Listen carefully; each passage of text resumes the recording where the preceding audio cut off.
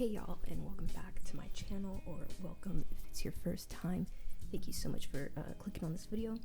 I'm Riffs and Rambles, I guess you can just call me Riffs. And today's a video that I've been looking forward to for a while. I've had it in the works for a minute. It's gonna be the start of a series, a monthly media log series, where basically I'm just gonna be going over everything that I've basically read, watched, or listened to. So we're gonna be talking about manga, we're gonna talk about anime, we're gonna be talking about music. So definitely sit back and enjoy. Make sure to comment down below if you've read or watched anything that I'm gonna talk about, or what new series you checked out this month. And thank you for the recent support on the channel as well. I plan to continue doing obviously a mix of guitar, mix of videos like this, so yeah. But anyway, let's just get into it. So first let's talk about manga. So I'm going to be talking about everything that I've started, everything that I've finished, and everything that is continuing monthly. I'm going to start with the monthly series that I am continuing. I'm not going to go over every single one of them, just the big ones. I'm going to start first with Frieren. It is going on hiatus. If you are reading Frieren, then you heard the news, which kind of sucks. I don't know. It's indefinite. We're just gonna have to wait and see, I guess. So I guess this is a good time if you just finished the anime to catch up if you want. It's a good amount of chapters for you to binge. They're also kind of lengthy, so yeah. There's Frieren. Next is the magical revolution of the reincarnated princess and the genius young lady. Holy crap, that's a mouthful. And yes, it's an isekai. So Magirevo is this Yuri. I'm a Yuri fan. I love Yuri. And this chapter is about halfway through where the anime is. I do prefer the manga over the anime. Obviously the anime is great because you see everything come to life, and Honestvia's voice actress is just awesome. But the pacing, that's the biggest issue with the anime. Read the manga, I highly recommend it. I also prefer the art style in the manga a lot more. But basically this chapter is, I don't think this scene was in the anime. I don't know if it was in the light novel, but basically Yuffie's having a discussion with Honestvia's mother, and Lainey, and Yuffie's starting to realize that she doesn't really want Honest to be king, and she has to do something about it. And her and Honest's mother, they kind of like break down. They're like, what do we do? And Lainey's she's just like, girl, I'm not gonna tell you like what to do, but just follow your heart. Really good advice right there. So that was nice to see.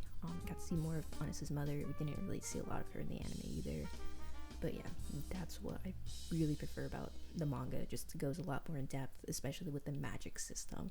Something I feel like the anime kind of just glossed over. It goes pretty in depth with the magic system. But yeah, Magirevo, it's got an 8 out of 10 on my list. I really like the series. If you're a Yuri fan, definitely check it out. Although I will say it is more of fantasy with a side of Yuri, and not Yuri with a side of fantasy.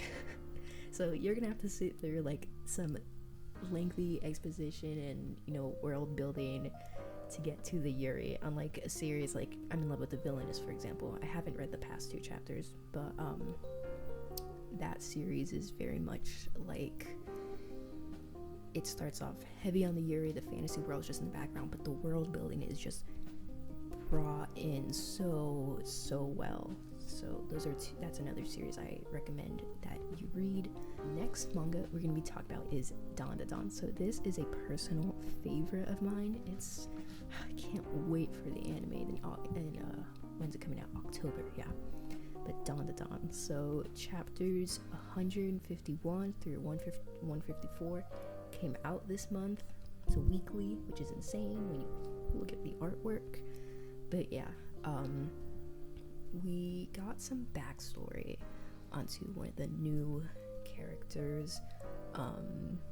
Unji Zuma. Okay. Yeah, he is a new character that was introduced just recently in the recent arc. Oh my gosh. Chapter 153, his backstory. That's the thing about Dandadan. The characters, for a shonen, it is just like the character writing, even the romance in it is like really good. But oh my goodness, it is a very goofy, out of pocket, wild, funny story. But then you remember that not everything is all rainbows and sunshines with some of these characters' stories and their past and what they've been through. And his backstory, the entire chapter, there wasn't a lot of dialogue, but there wasn't a lot of text, but it didn't need that to convey what happened in his life, especially that final page. Oh my gosh. So that was insane. That's just what I love about Dandadan. I'm not going to go into spoilers in case you want to read Dandadan, but yeah, I really recommend that everybody read it. It is just such a great manga, and look forward to the anime in fall. My girl Shinon Wakayama, who voiced Takuna Inoue in Licorice Recoil, she's gonna be voicing Momo, which is gonna be it's gonna be awesome. So yeah, I'm really excited for that. Chapter 154, I just read that a few minutes ago before I started recording. Continuing on from his backstory, we see that he's connected to this character somehow. Okay, I wonder how that that happened, how they are from then to now. I'm being vague because I don't want to spoil anything, but yeah, so that was Dandadan. It's awesome, go read it. Next we got Bocchi the Rock, chapter, what was it, 72, I think. Yeah, so in this chapter, Nijika and Rio, because it's not like it's a slice of life, so I'm just gonna, I don't really consider it spoilers, but Nijika and Rio, they finally graduated high school. They're at their graduation, just looking around the building, taking in memories. It's a pretty funny, pretty sweet chapter. Rio, she owes a lot of money to a lot of people, let's just say. It's funny. But the entire chapter is pretty nice. Even got some Bocchi and Kita moments at the start. They're doing their own exams. But yeah, so that's the end of Nijika and Ryo's high school career. Now Nijika is going to go off to college, and they're going to continue in Kasoku Band, and they're getting ready to drop the album. So I can't wait to see what's going to happen from there. But yeah, it's a great series. It's always a lot of fun when a new chapter drops, even though it's a monthly, so you gotta wait a while. Let's get into the manga that I finished reading. So I'm gonna start with the Spy Family Portrait light novel. I bought this light novel back in like February, and I just finished it this month. I don't know why it took me so long to do it, but the first story was like a story between Anya and Damien. They're like camping, they get lost, whatever. I just got kind of skimmed through it. And the second story, that was the second one, right? Okay, but it's the story where Yuri and Anya spend the day together, and that one was my favorite story. Just Yuri's internal dialogue was just so funny, because he's like, oh, my sister, oh, Lloyd, oh, Anya, stupid little girl. It's really funny. And they actually have like wholesome moments together, and they go to this like pretend to be a doctor, a lawyer. It's like a job fair thing, but for kids. And they do like a police thing, and Yuri, he gets a little too into it, and he's like, oh wait, no, I'm just really good at acting. Yeah. So yeah, they have a really sweet moment at the end, just bonding over their love for Yor. Yuri, of course, his love is a little more intense, but overall, that was my favorite story. Then there was Oh, the story with Frankie. Oh, that one was pretty bittersweet. That one was definitely like, dang, man. Are you okay, man? But yeah, that was very bittersweet. The family portrait story, the one where they're getting their portrait painted, that one was pretty cool, I guess. I do wish that, not that I wish, I just think it was, for being in a light novel format, it was described very well. Like yours reactions were described, like I could picture in my head clearly like what she was doing, but it would have been even funnier if it was just like in the manga or anime format. But for the light novel format, it was pretty well done.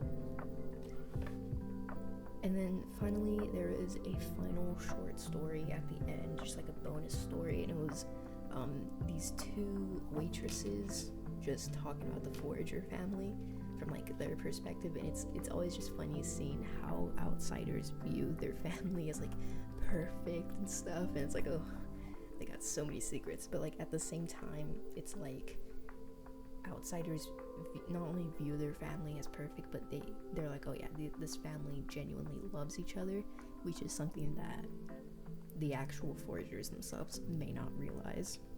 Next, another manga that I finished, I read it in like a day, was Hellsing, a very popular, pretty classic manga. So I started it on a whim. I didn't know if I'd like it or not, but it's okay, it's very good. The beef between Hellsing and the Vatican is like obviously pretty tense, but then, you know, they have to set it aside to work together to defeat the crazy Nazi dude, and the way that's built up. Anderson is a really cool character, really liked him.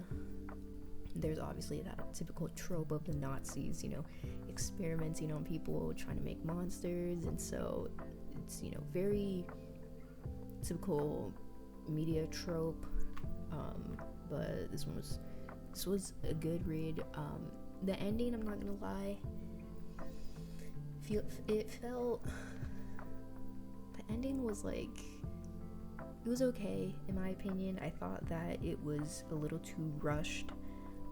The aftermath of the whole like big battle, I feel like it could have gone into a lot more detail. Not even a lot more detail, just like not gloss over it, like, oh, 30 years later, you know.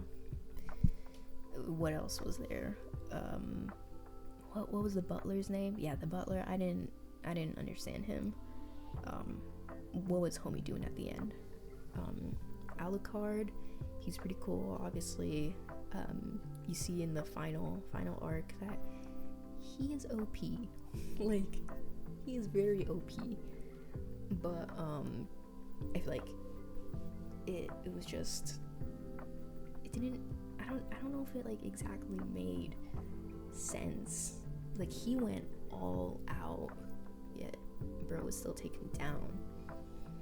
But I mean, you know, it's the theme of the story, you know, humanity will always win against monsters. Even Alucard himself says this. Well, I don't want to go into spoilers, I almost said something, but when he's having a battle with someone, he's like, you can't become a monster to kill me, don't lose your humanity. And it's basically just what Hellsing's about, is keeping your humanity. Maxwell, he was pretty interesting, considering he basically took advantage of the conflict towards the end to start another Catholic crusade, which is like, oh, that sounds pretty accurate to me. So yeah, it's pretty good story in my opinion. The ending, wish it and was not as rushed. The Iscariots were also pretty cool. They're like a rogue group of the Vatican force of vampire slayers, and they name themselves after Judas, and they don't do things the Vatican way, but they still do it in the name of the Lord. So I thought that was really interesting. And there's just a lot of the different groups I thought were all pretty well done, pretty realistic, and there's just a lot of different organizations. Victoria and Pip, that arc was that was a good arc. That one, it made me kind of sad, but that one was a good arc. So yeah, Hellsing overall, like 7.5, 8 out of 10. I thought it was pretty well done. The ending, though, I would have preferred if it wasn't as rushed, and you know, people weren't suddenly either like betraying each other or turning OP, or you know, just like dying. But I mean, considering the circumstances, it made sense a lot of people die. I'm just gonna say, I was like, wow, how is the world gonna recover from that? Next, we're gonna get into the manga that I started this month. I did start Marriage Toxin, so it's a new shonen that's basically hit the English market, and it reminded me of Dawn to Dawn from, you know, the colors on the cover, so I was like, oh, okay. And then of course, I guess the wackier premise, the poison master, he has to get married so he can continue the clan, but then he meets this married swindler, and there's like, okay, we're gonna get you laid, buddy. So yeah, and then of course the humor. It's not as goofy as Dawn to Dawn though, but two different series. I'm not here to complain or anything. And there is lore. So I read volumes 1 and 2. There is some lore being hinted at like in volume 2. I wasn't expecting that.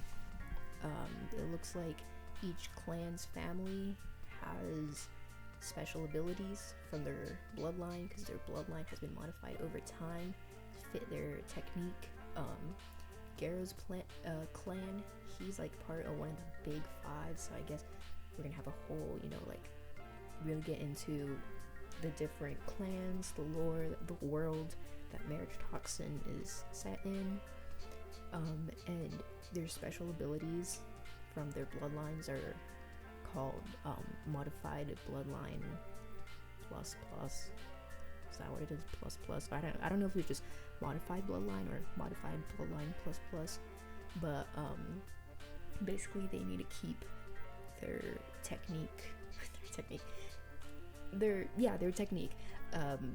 a secret to ensure clan safety, because it's like, you know, if someone figures out how to beat that, then, well, good luck for that. Good luck with that. And in that aspect, it does remind me of JJK. But let's not talk about JJK, especially those recent manga spoilers. But yeah, I'm excited to see where the story goes. I'm not reading it online yet. I might start to, but volume 3 comes out, I think, next month or July. So I will be picking that up as well. I'm currently on halfway through volume 4. I still need to sit down and read volumes 5 and 6. Wait, no. I'm halfway through volume 5. Yeah, so I need to sit down and finish it and start volume 6, which I have from the Black edition. So I really wanted to start the anime, but I got impatient, so I started the manga, and immediately I was hooked. It's really good. The suspense, it keeps you on your toes right when you think Light is about to like outsmart someone. Boom, you know, L does this, or someone messes up. L and Light are just like two really good foils of each other. As the story goes on, you can see Light, he's becoming a little crazier. He is really smart, but his ego is just so big. His ego is so big that it's just, he's just kind of stupid sometimes, just simply because his ego just gets in the way. I don't know how, because I'm only halfway through the series, a little less than halfway. A lot has happened so far that I'm just like, dang, how do we still have so much to go? Like, what's gonna happen after that? So I'm looking forward to that. I'm gonna keep on reading, and then next month we'll talk about it some more. Next is Windbreaker. This manga quickly became a personal favorite of mine. I started watching the anime, and then I was like, I'm kind of getting impatient. I have this habit where I start an anime, and then I'm really enjoying it, so I go on and read the manga, and then I just like binge it, and now it's like 30 manga on my list. But yeah, Windbreaker, it is good. I highly recommend reading it. The characters, oh my goodness, they're so good. Just, even though it's like a delinquent story and it's a fighting story, just the characters, all their growth, all their stories, all their development, they're awesome.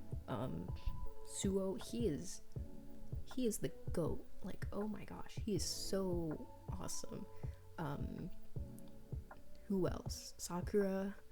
I feel like we need to learn a little bit more about his past. I thought we were gonna during what was it, like chapter 60 something, when he got sick and he was home alone, but no, we didn't. So I am curious about his past. Umemiya's past, oh my goodness, brutal. But yeah, the current arc right now is insane. Big war, that's all I'm gonna say. Big war. So far, some of my favorite characters, obviously Suo, I think he might be my favorite. All the main Bofurin boys are really cool. Tsubaki, he's really cool. I think Windbreaker, for a shonen, it does a pretty good job at just like casually addressing like gay characters, which, I mean, it's like, it's not like shoving it in your face or anything. And there's another anime that I do want to talk about that does that really well. Tsubaki, he's just a dude who cross dresses. I was like really confused. I was like, wait, is he like a girl or whatever? But no, he's just a dude who cross dresses and has a big fat crush on Umemiya. But like, I mean, can you blame him when you look at his backstory? Can you blame him? But yeah, and then in the current arc, when I was reading and I found out why the current arc is even happening, the dude behind it all, bro, just wanted to see his man smile. And it's just like, you're starting an entire beef just to, I don't want to get spoilers, just go read it. I thought that was hilarious though. Just like, okay, power couple, but they belong in prison. So yeah, Windbreaker, it's really good. I highly recommend it. Go read it. Next is Kaiju number 8. So obviously, once again, I started the anime. I was like, oh, I need to see more. So I read the manga. I'm all caught up right now. I binged it in like a night. Really bad decision. I was really tired the next day. But the pacing is a little weird. That is probably the number one complaint you'll hear from the Kaiju number 8 manga. But it's good. I'm giving the series slack because it looks like that it went on break a lot, especially in the past few chapters. Like, I think it had like a 6-month break or something. And it is, I guess, relatively new. Like, what was it, 2019, 2020? So yeah, it's a very simple shonen, very typical, except the characters, once again, just like Windbreaker, just like Don, the characters are just the life of the series, and they really just, for the simple plot, they are just what makes it so good. Same thing with Windbreaker. I think the weapons numbers are really cool, pretty dangerous as well, but there's a lot of, as you can obviously tell, there's a lot to the world of Kaiju number 8, and there's a lot more that we still have to learn, and I'm really excited to see what the author's going to do with that, especially with Kaiju number 9, because it's like, okay, how did that even happen? But yeah, Kaiju number 8, a simple shonen with good characters, you know, easy to follow. I recommend it. Alright, next, and the final manga that we're going to be talking about is One Piece. So I always said I would never start One Piece because of how long it is, and I lied. I started One Piece. I'm on chapter 10 or 11 right now. I don't remember. Obviously nowhere near chapter 1100, whatever it's on right now. But yeah, so far I'm enjoying it a lot more than I thought I would, but I'm just gonna take my sweet time with it. I'm not gonna try to like binge it or anything, you know. It's probably gonna take me a couple of years. It's not even an exaggeration. to get caught up. But yeah.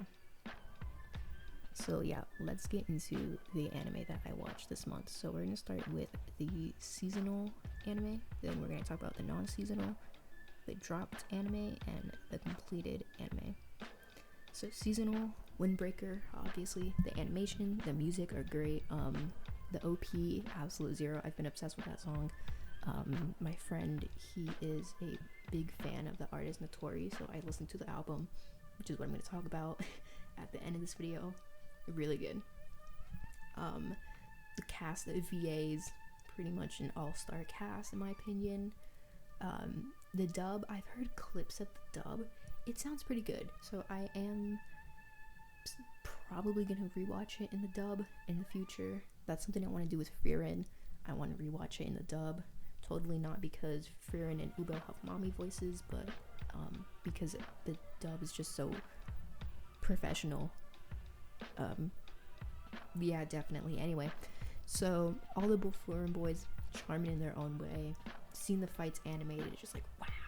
And even in the manga, something that kept me from reading the manga was I didn't know how well directed the fights would be, but they're easy to follow along with. That's something that Windbreaker does very well, and I kind of want to make a separate video talking about the Windbreaker manga. So if you're interested in that, comment down below. Jellyfish Can't Swim the Night.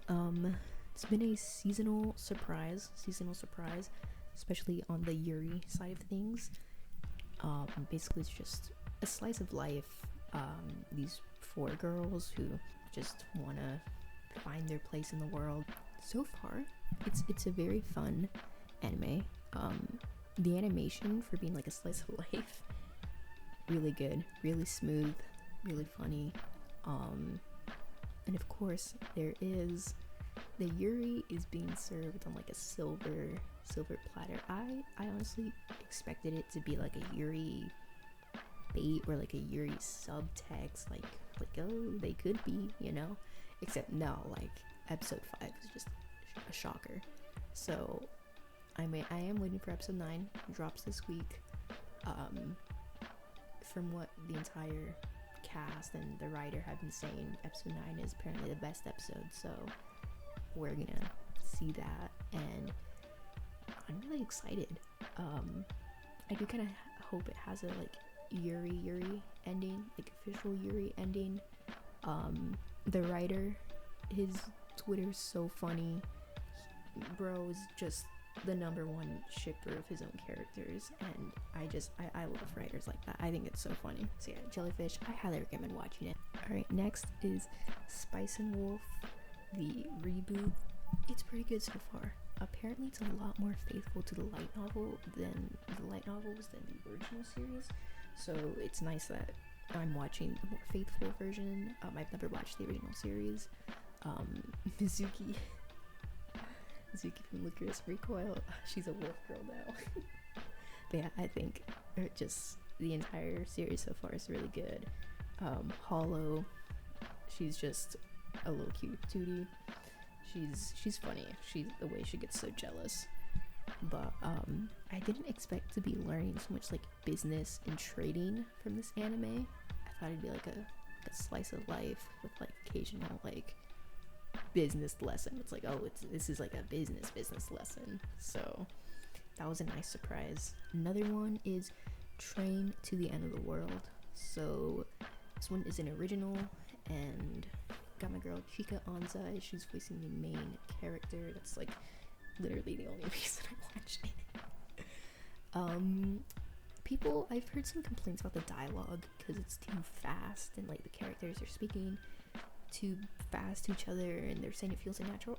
I don't think so. I personally like it. Considering that they live in a really wacky world messed up by like 7G, which is basically like 5G but on crack, and it literally messed up the world.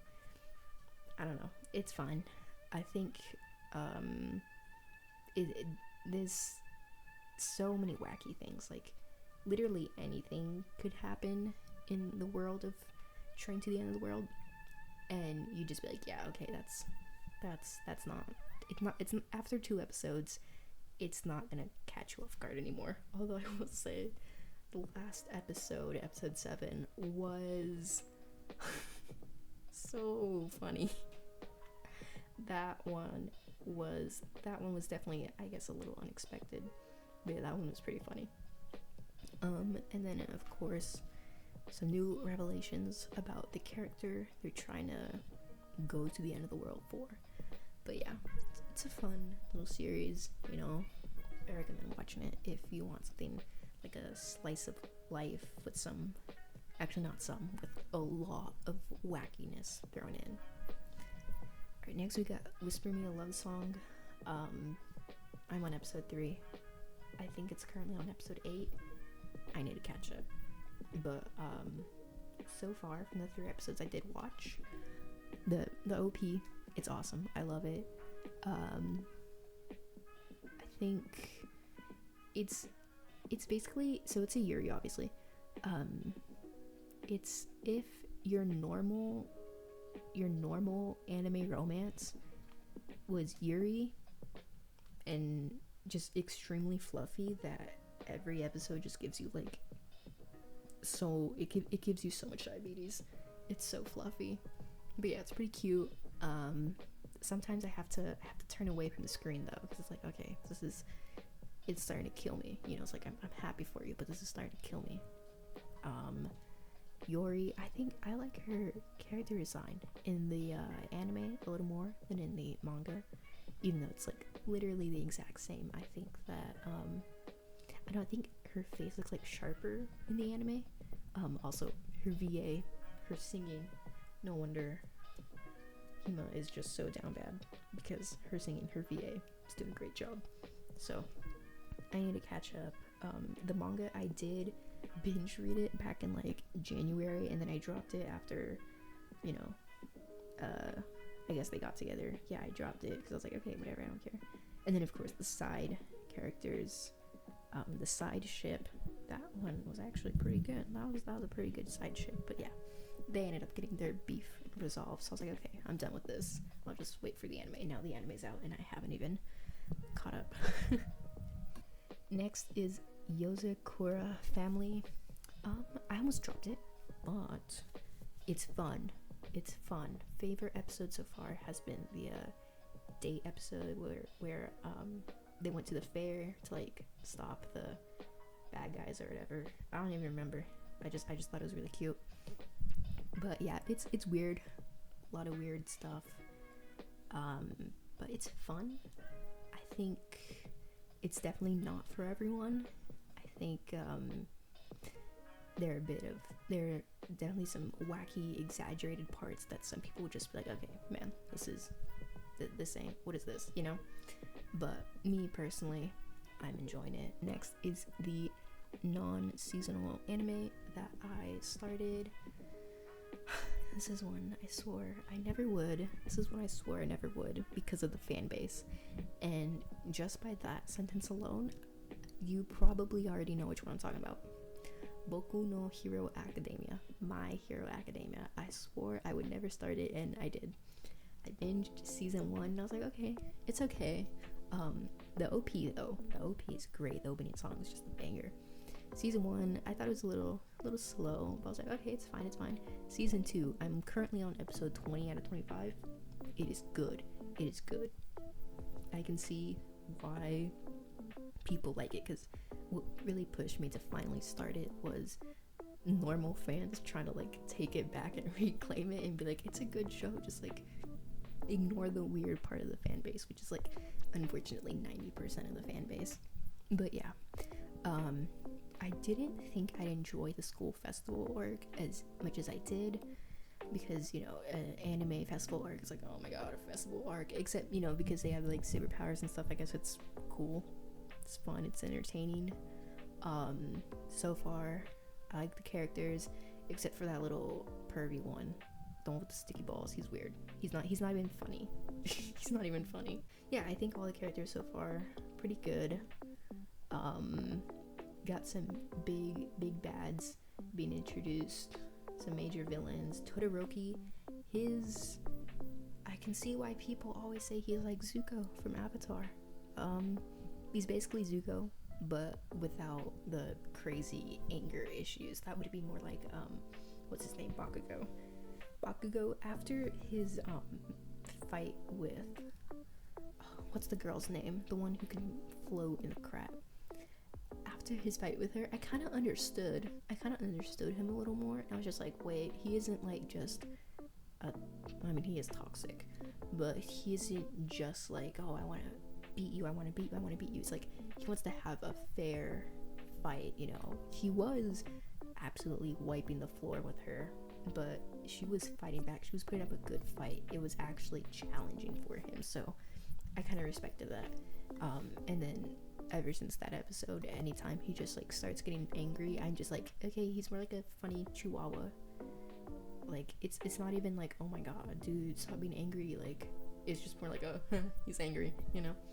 So yeah, season 2 is kind of gas. All right, and then we're gonna talk about the anime that I dropped.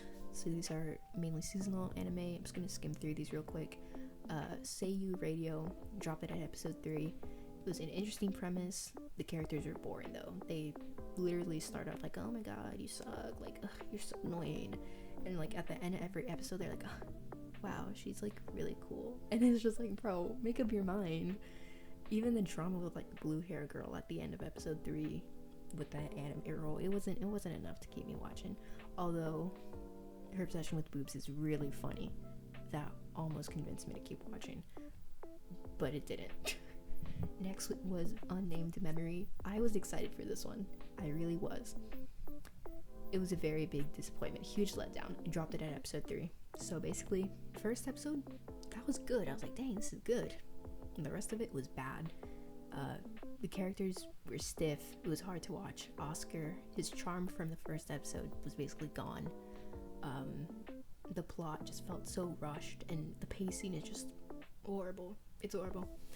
And from what I've like seen online, apparently the anime is leaving out some like important details from like what would have happened in episodes 2 and 3 from the light novel that would explain Tanasha's behavior a bit more, and Oscar's like reactions to it a bit more. And apparently the lack of those moments is why they just feel so stiff and just weird, like not good. So I wouldn't mind reading the manga, as I hear it goes more in depth, but the anime is pretty disappointing, which really sucked. And then this was one that I had dropped, but I just started it again 2 days ago after hearing that it turned Yuri. It turned Yuri. Then again, I'm saying that as of episode 8 with the, you know, end of episode confession. I don't know if maybe by the end of the week when the next episode releases, they'll be like, nah, just kidding, we're homies. But this is Girls Band Cry. So it started off pretty promising. The 2 main characters clicked really well. This is that CGI anime, band anime, and I thought it had pretty good humor. And then I think it was like episode 2 or 3 where we meet Subaru, and the MC got pretty whiny and selfish, and I was like, I'm not gonna watch a whole season of, oh, I know I'm the problem, fine, I'll leave. You know, I personally don't like people like that in real life, so it's like I don't want to watch it on screen. But then, you know, once I heard about the Yuri, I was like, okay, fine, I guess I have to sit through a whole season of, oh, I know I'm the problem. No, she grows, and it's realistic. That's what I like about this anime. It is realistic. Her reason for leaving home is painful.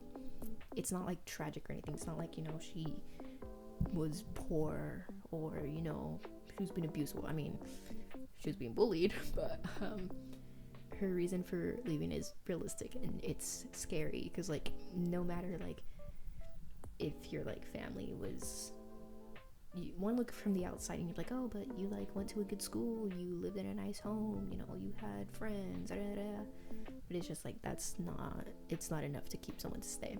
So I thought that was really good. Yeah, Subaru, she's my favorite character so far. She's the mediator. She's funny. She's basically what She reminds me of May from Jellyfish, the Jellyfish anime, except better and not as fangirly. But yeah, she's really cool. I really like her. She's my favorite character. And then those other two girls that just got introduced. What's her name? Rupa. She's kind of like Subaru. I like her too. She's pretty chill. So yeah, I started it again. It's pretty good. Definitely a slow start, but it's pretty realistic. Definitely some drama. Go watch it. And then of course that Yuri confession that I don't even know if they're gonna backtrack on it or not. We'll have to wait and see. For the next episode. Alright, and then finally, this is the final anime I'm gonna talk about. Skip to Loafer. So this was an anime that I wanted to watch, but then I put it off. I don't know why. And then my friends convinced me. So I binged it, and it is good. It isn't just like a feel-good, happy-go-lucky show, but it has a good balance, like a realistic balance of fun, but also like character struggles. I initially thought that it'd be a romance-focused anime, but it's more just a coming-of-age. I think the focus on the romance is in the manga, as this is only season 1. I would really love to see it get a season 2 though. The character designs are all great. I like how when Mitsumi and Shima meet, when they start their friendship, it's kept as that, just like friends. It's not like shoved into our faces like, oh my god, they're like so in love with each other. No. It's just like, okay, he's my friend, she's my friend. Of course, you know, Shima has that moment where he's looking at Mitsumi running barefoot after just falling and eating shit on cement, and he's like, wow, that's hot. And it's just like, good for you. But it's not like, you know, we take time to actually build these characters and their friendships and their relationships before, I guess, focusing on the romance aspect. I haven't read the manga. I don't know if I will. Probably just gonna wait for season 2 whenever that comes out. But yeah, the side characters, they each have their own insecurities and stories that we learn about, and basically just the entire story of Skip to Loafer is just everyone has another side to them that they're hiding, but they ultimately have to like let go of those prejudices and let those like negative experiences that the past gave them and allow them to make new memories with the people they care for. Mitsumi, she's a great main character. She is a country girl moving to the city, but she isn't completely clueless or helpless as a lot of like country girl in the city characters are written. She's someone who greatly cares for others, and while she may think she's selfish, her desires are actually quite selfless. Shima's growth was great. He starts to realize, well, I mean, he has to keep growing since obviously he's not done. He starts to realize that he should choose things for himself, and being aloof and just going with the flow isn't always the way to be. Skip to Loafer, it's very character-driven anime, and it has zero plot, like absolutely zero plot. But it's so easy to watch and keep watching because the characters keep you coming back. Even the ones that I didn't really appreciate, like what's her name? The girl, yeah, Ririka. She was annoying, but then like in the final episode, you're like, oh, okay, I see why. I mean, you're still annoying, but I don't like hate you as much as I used to, you know? Shima's family, I really need to see more of his home life in order to better understand his mom. I think she genuinely cares for him. It's just that there's definitely more to his home life and his family than what we saw in the anime. What I mentioned in Windbreaker about, you know, like casually bringing up like gay characters, that is something I really appreciate about Skip to Loafer. Mitsumi's aunt, she's trans, except it's not like shoved in your face. It's not her whole personality. I don't care if this is like coming off as controversial or not, because it's not, but it's just like it's very casual. And I know a lot of people are like, oh, we need like casual representation, except your casual representation turns into, oh, he's gay, and he brings up that he's gay for 5 seconds, and it's just like, dude, I don't care, you know? It's like that's touched on, it's hinted at from like episode 2, and then, you know, she just outwardly says it. She's like, oh, make sure when you're bring your friends over, you tell them that like I'm a dude, or you know, whatever. Like she's aware of what she is. And you know, it's not the foundation of her character or at all, and it's not the focus at all. It's just she just happens to be trans. And what I really like about her is her relationship with I think her name is Mika, the very insecure girl. I think she's a great like mentor to her, and I think she's just a great mentor to Mitsumi and just everyone else. And I think her experiences as like being a trans person really helped her understand others and really made her that empathetic person that she is, and that mentor that she is to the rest of the characters. Except she doesn't like constantly bring it up, oh, because like I went through this, you know. It's like it's something that happened and she learned from it, and I think she's really cool. So yeah, that's Skip to Loafer. Really good anime. I highly recommend watching it. It's just really easy to watch. The opening song is great. I love it. And yeah, I hope it gets a season 2 because I will watch it.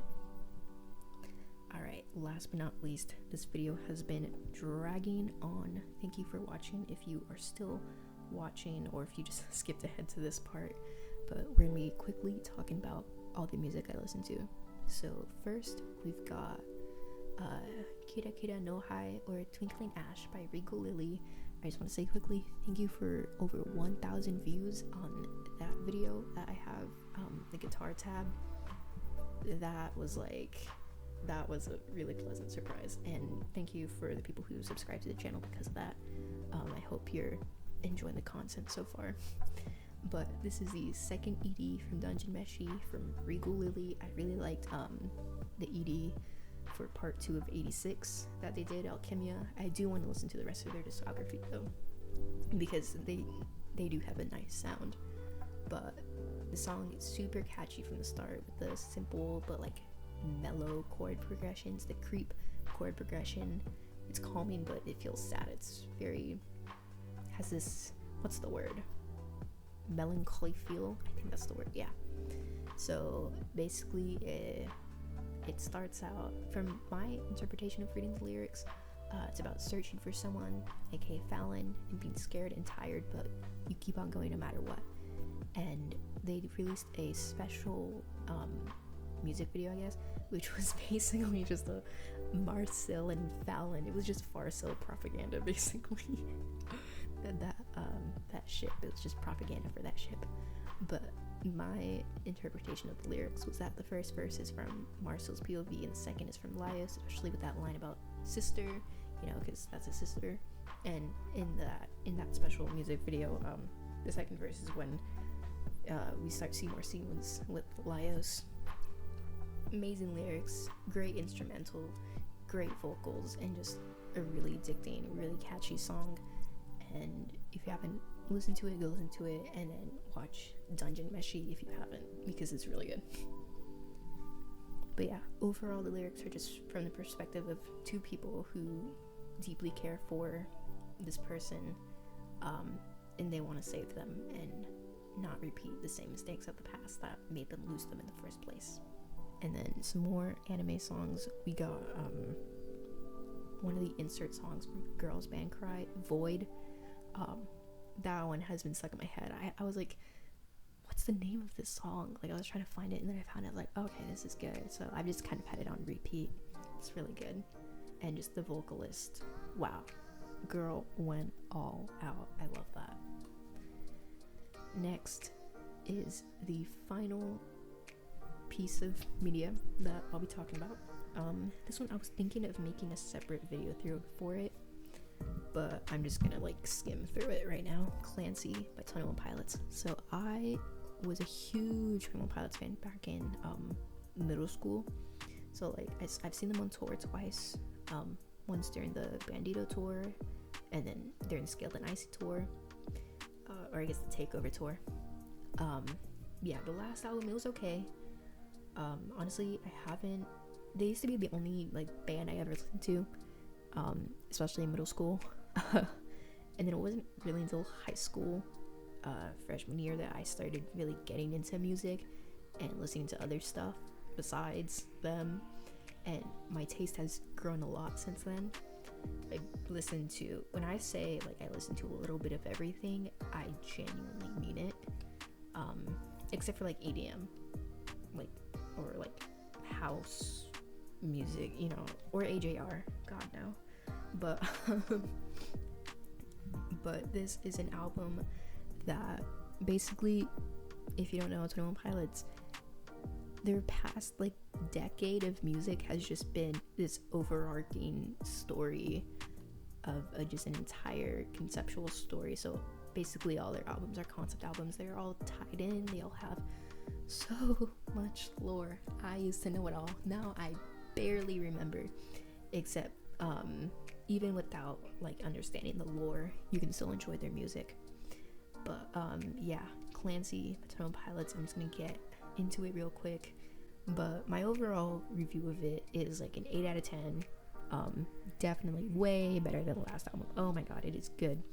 It has like this synth 80s alt rock pop jazz rap like I don't even know, so many things going on this album vibe that Scaled and Icy kind of had, especially that synth sound, except it's a lot more evolved and a lot cleaner, which really makes sense with the lore. And it's all intentional. Everything they do is intentional, I swear. But yeah, the production on this album is just so good. But basically we have the opening track, Overcompensate. This song's wow. When it dropped, I was like, okay, yeah, I remember why I'm such a big fan of these guys. It is just so catchy. Next was Next Semester. This one, I was like, okay, you know, I was kind of hoping for that like more punk sound from them, from their MTV Unplugged, where they remixed Car Radio. I was like, I kind of hope this has more, you know, punk sound on their next album. And then it happened, and then I was like, okay, yeah, it's okay. But no, it's really grown on me, so I really like that one. Then Backslide. When it came out, I was like, okay, whatever, it's fine. But then I was listening to it in the album. I was like, oh wait, this actually kind of has a nice sound to it. I'm getting like I haven't analyzed the lyrics like of any of these songs, if I'm gonna be honest. But Tyler and Josh, they are Christian, and they do incorporate elements of that in their music, which I personally, you don't even have to be Christian to enjoy it or not. It's just good. I personally like it. I think that one was one of those like more religious theme songs. Correct me if I'm wrong. I haven't analyzed the lyrics at all or anything. Midwest Indigo. The intro of the synths is nice. The drums reminded me of We Don't Believe What's on TV. I think there's also like a No Chances reference in that song. But yeah, I need to listen to that song a little more so it can grow on me, I'm not gonna lie. Next is Routines in the Night. It's a good song. Definitely lore, like Walk the Layout, Routines in the Night. It's like, okay, you're talking about Dima, you know, walking around. Okay, I get it. But yeah, that has a very nice sound. I really like that song. Vignette, Vignette, I don't even know if I'm saying that right. The bird screech caught me off guard. I kind of burst out laughing, I'm not gonna lie. Tyler, he hitting some higher notes. Josh's drumming is on point. Just his drumming is always on point. In this song, it kind of shows off their like rap, like hip hop, like mixed with synth sound. 21 Pilots has always had. They've never really had one set sound. They quite literally try to incorporate a bunch of different sounds into their music. The Craving, only notes I had for this are yeah. I don't know what that means. I think I do need to listen to it more so it can grow on me. Lavish, this one, the sound caught me off guard. It's definitely like a jazz rap sound. I kind of like it. The line about I see your problem is your proctologist has both hands on your shoulder while you're bottomless.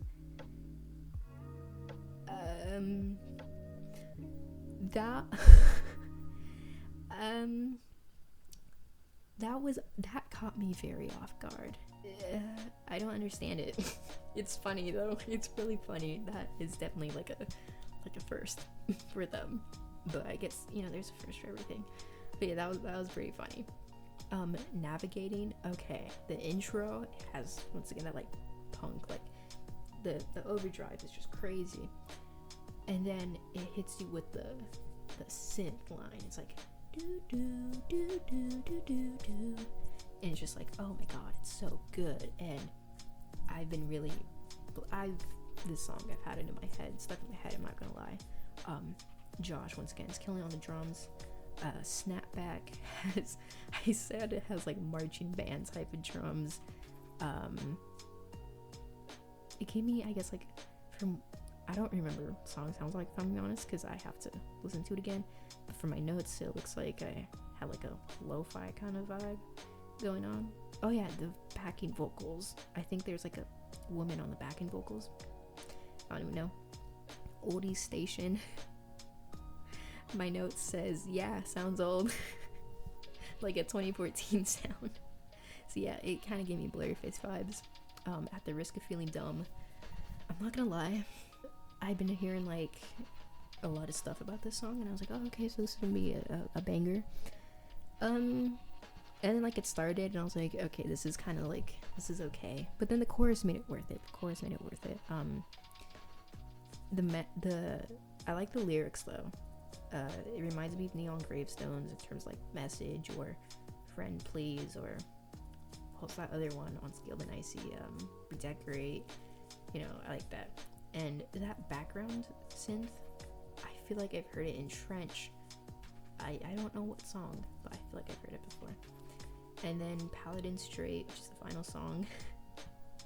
I put the intro had a very country folk type of guitar thing going on. Definitely lore related lyrics, kind of like about escaping Trench. Towards like halfway through it, I was like, wait, this is basically just like leave the city, except if it wasn't as depressing, you know. I'm not, like I said before, I'm not caught up in the lore, so I don't know like if this is a good ending or whatever. And then he referenced Bandito, and I was like, okay, yeah, this is definitely an ending track. This is definitely a really good ending track. These guys are just amazing. 21 Pilots is a very unique, very creative band. Yes, their fans are cringy, trust me, I used to be a diehard. They put so much care and attention into detail in all of their projects. It is just insane just to create this one big story, this one huge world, this one big message, and it is awesome. So yeah, that wraps up my May media log.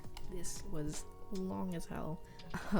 Yeah, I hope you enjoyed this video. Share your thoughts with me. I'm curious to see, and just basically look forward to these types of videos every month. Thank you for watching. If you're still watching up to this point, don't forget to subscribe and like, and just thank you once again for all the recent support on the channel. And yeah, if there's anything you guys want me to talk about, like I said, I kind of want to make that video on Windbreaker. So yeah, thanks for watching, and don't forget to like, comment, and subscribe, and I'll see y'all in the next one. Stay tuned.